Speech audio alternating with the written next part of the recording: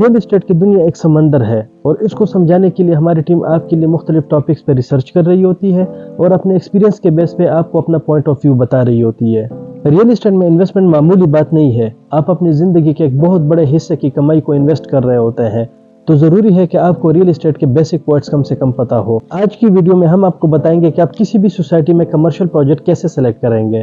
آپ نے جب بھی کسی پروجیکٹ میں کوئی شاپ، آفس یا اپارٹمنٹ پرچیز کرنا ہو تو آپ سب سے پہلے اس کمرشل پروجیکٹ کی سوسائٹی کی NOCs دیکھیں گے کہ کیا سوسائٹی کی NOCs کلیئر ہے یا نہیں۔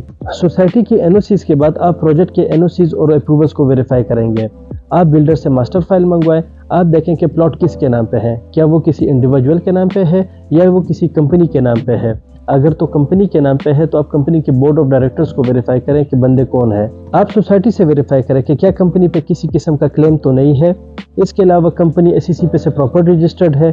اس کے علاوہ آپ دیکھیں کہ کمپنی نے لاسٹ ریٹرن کب فائل کی ہے۔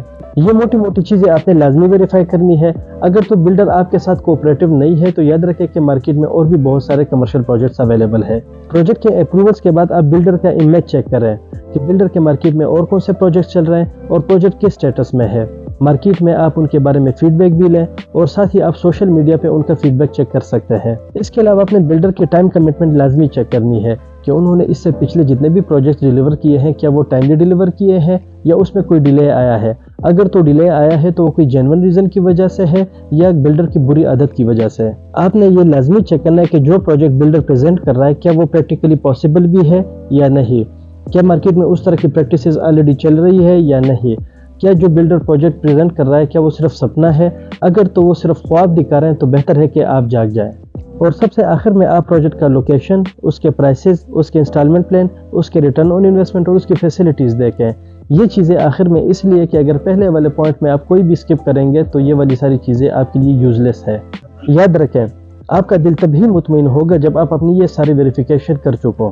اس کے علاوہ اگر آپ لالچ کے بنا پر کسی بھی جگہ پر انویسٹمنٹ کریں گے اور اپنے دل کو تسلی دیتے رہیں گے تو اس کا کوئی فائدہ نہیں ہے۔ ایسے پروجیکٹ سے آپ دور ہی رہیں۔ اس کے علاوہ ریئل اسٹیٹ سے ریلیٹڈ آپ کا کوئی بھی سوال ہو تو آپ ہم سے پوچھ سکتے ہیں، انشاءاللہ ہم آپ کو جواب دیں گے۔